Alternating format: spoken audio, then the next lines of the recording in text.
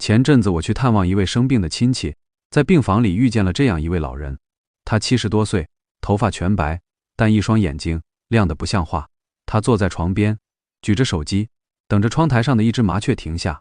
他小声跟我说，昨天发现这只麻雀每天下午3点都会来，今天专门等着，想拍一张清楚点的。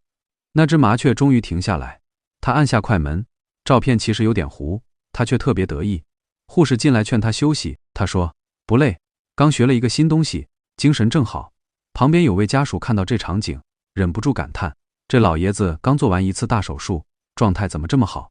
反观病房里另一位病人，年纪比他小10岁，整天躺着刷手机，眉头从早皱到晚，谁也不想多聊。同一间病房，2种人生的样子，差距全写在脸上。后来我查了一些资料，才发现这种差距不是玄学。美国耶鲁大学做过一项很长期的追踪，研究者观察了660位成年人，时间跨度长达23年。结果发现，把衰老看作成长的人，比看作衰退的人，平均多活7年半。这个差距比戒烟带来的好处更大，也比坚持运动更明显。换句话说，你觉得变老是一个什么样的过程？这件事本身会影响你真正能活多久。这个结论让我想起了荣格。荣格是瑞士的一位心理学家，离我们大约100年。他这一生都在探究同一个问题：为什么有些人年纪越大，眼神越淡，人越缩？为什么另一些人反而像陈年的酒，越活越有味道？荣格最后发现，那些人生下半场依然精彩的人，并不是什么天才，他们只是花时间的方式不一样。他对这种差异留下一句非常著名的总结：人不是因为年纪大了才变老，而是因为停止参与生活才变老。今天想讲的就是这句话背后的方法，我把它整理成了7扇门，每扇门后面都放着一种重新参与生活的可能。第一扇门叫学习新事物。很多人听到这4个字，会先摇头，这把年纪了，还学什么？脑子早就僵了，根本学不进去。但美国德州大学的一项实验给出了相反的答案。研究者找来200多位成年人，让他们在3个月里学一种完全陌生的技能。有人学数码照片编辑，有人学拼布。3个月以后，这些人的记忆力明显变好。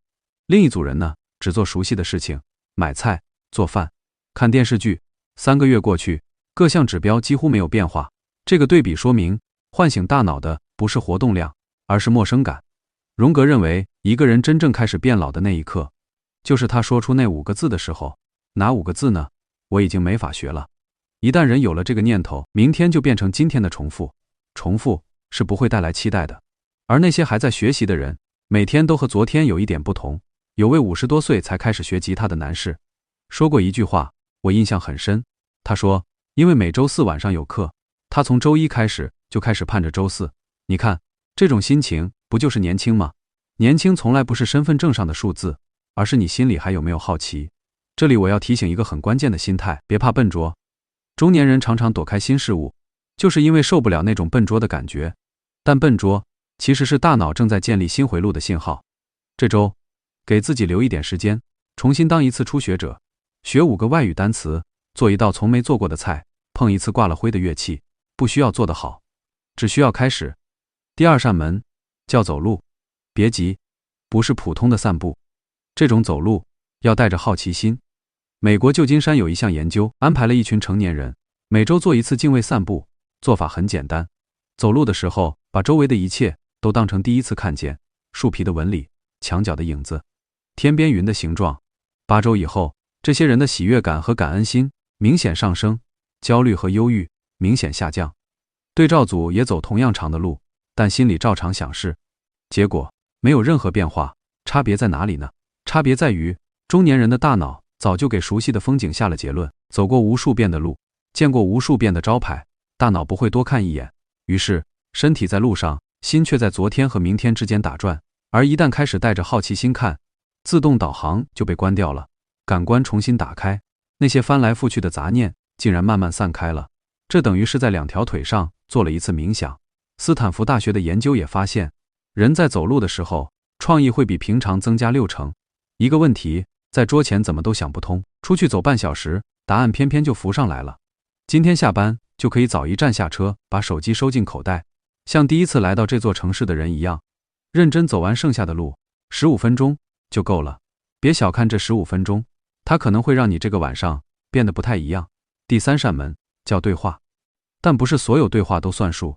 美国亚利桑那大学有位心理学家做过一个很有意思的实验，他让成年人随身佩戴录音设备，记录自己一整天的对话，结果非常清晰。幸福感最高的人群，聊天气、聊八卦、聊琐事的比例最少，他们谈论的大多是有深度的话题，这个比例几乎是不幸福人群的2倍。所以，决定生活质量的不是话说了多少，而是话里有多少真心。这一点对中年男性尤其扎心。很多男性一天能说几十句话，但聊的都是公事，是任务，是不得不说的话。真正想说的话呢？比如最近心情怎么样？比如自己正在害怕什么，却从没跟任何人讲过。荣格把这种状态叫做困在人格面具里。人格面具就是我们在社交场合戴的那张脸，老板的面具，父亲的面具，丈夫的面具。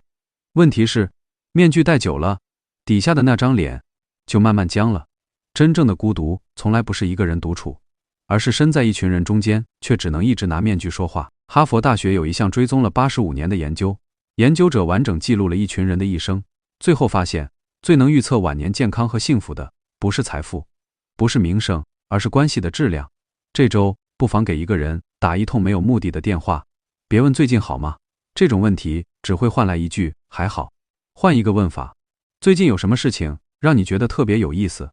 你只管问，对面的声音会立刻变得不一样。第4扇门叫帮助别人。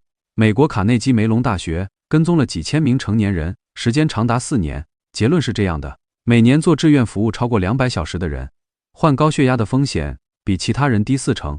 换算下来，每周只要大约4个小时，不是靠药物，不是靠运动，是靠花时间去帮别人，把血管护住了。研究者给这种现象起了一个名字，叫助人者的快感。人在帮助别人的时候，大脑的奖赏回路会被点亮，压力荷尔蒙会降下来。荣格对这件事有一个很深的判断，他说，人生的前半段是建立自我的时间，人生的后半段是超越自我的时间。中年的空虚感往往就出在这里。前面几十年，我们一直在为自己和家人往前冲，突然有一天，你发现当初那些目标已经不能再让自己心动了。这时候需要的不是更大的成就，而是方向的转变，让自己的经验变成对别人有用的经验。一个人啊，只要还能感觉到自己被需要，他就不会老。别把事情想得太复杂，请后辈吃顿饭，把你的经验传下去。周末去社区图书馆给孩子们读几页故事，这些事每一个人都做得到，关键是不求回报，而且要定期真正需要帮助的地方，其实比我们以为的近得多。第5扇门叫动手做。荣格48岁那一年，做了一个让许多人意外的决定，他开始在苏黎世湖边的柏林根亲手盖一座塔，没有设计图，也没有工人。这位欧洲最顶尖的学者亲自搬石头、砌墙。他后来在回忆里写道，堆石头的时候，思绪变得异常清晰，那是他感觉自己最完整的时刻。他很清楚，一个越是用头脑生活的人，越需要用手做点什么。这一点后来被科学证实了。神经科学家发现，动手创造出成品会直接刺激大脑的奖赏回路。经常做木工、做园艺、做菜、织毛衣的人，忧郁程度更低，成就感更高。原因很单纯，中年人的工作大多看不见成果，写文件、开会，忙了一整年，手里却像什么都没有。但只要动起手来，2个小时以后，眼前就有一件实实在在的东西，一个木架、一盆花、一锅汤。眼前多出来的东西会告诉我，这是我亲手做出来的。这种成就感能冲淡很多无力感。心理学里有一个词叫心流。刨木头的时候，捏泥土的时候，时间会突然消失，那种时刻，人最接近活着的状态。这个周末，不妨动手完成一件东西，不用多好看，完成本身就有力量。第6扇门叫没有目的地玩。这听起来有点奇怪，但它确实是一扇门。精神科医生斯图尔特·布朗研究过6000多人的生活，他留下一句结论：玩的反面不是工作，而是忧郁。一个人只要还能好好的玩，他就很难真正枯萎。可是中年人啊，一听到玩这个字，脑子里马上会跳出几个问题：这能赚钱吗？对身体有用吗？是不是在浪费时间？你还记得吗？当年把荣格从谷底拉上来的，不是什么高深的理论，就是坐在湖边，像孩子一样堆石头。那个游戏没有任何目的，也正因为没有目的，它才有效果。一旦做一件事，不求成果，心里的那根弦就会松开。在不被评价的时间里，那些被关起来的创造力才会重新冒出来。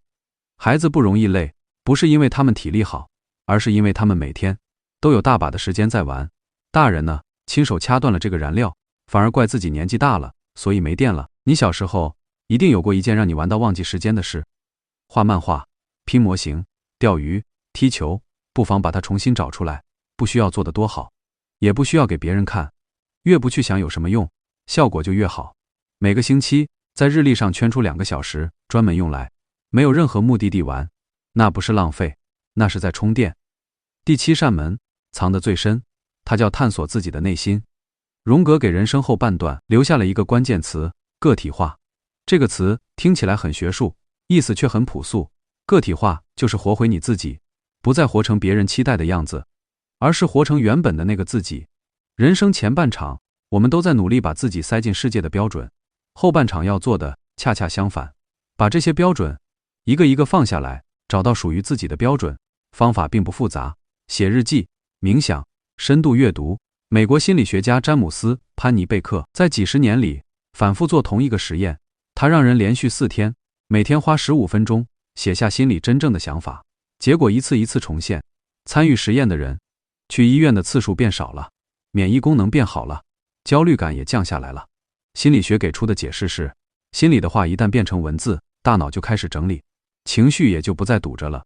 荣格本人也一样，他每天晚上都要记录自己内心的波动，那些记录后来成为他整个心理学体系的地基。今天晚上你就可以翻开一个本子，试着写几句，最近我在害怕什么，我做什么事情的时候会觉得自己是活着的，反正没有别人会读到，对自己诚实一点，没有关系。人越了解自己就越自由，越自由就越年轻。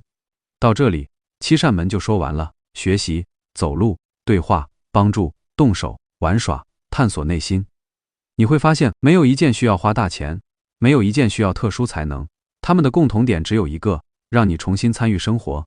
荣格一生的洞察最后落成那句话：人不是因为年纪大了才变老，而是因为停止参与生活才变老。回到开头，病房里的那位老人，他的精神为什么那么好？因为他一直在学新东西。今天学拍一只麻雀，明天学把照片整理成册。他的生活里永远有新的内容在长出来。那些看起来总不显老的人，从来不是运气好，他们只是相信生活还没有结束。这7扇门不必全部推开，这个星期推开1扇就足够了。走一段带着好奇心的路，或者写下心里的一页。人生的下午不是衰退的时刻，恰恰是上午看不见的东西开始发光的时刻。就像夕阳的光，往往是一天里最深邃的光。好，这期的内容到这里就结束了。如果对你有所帮助，记得订阅、按赞、收藏。我们下期见。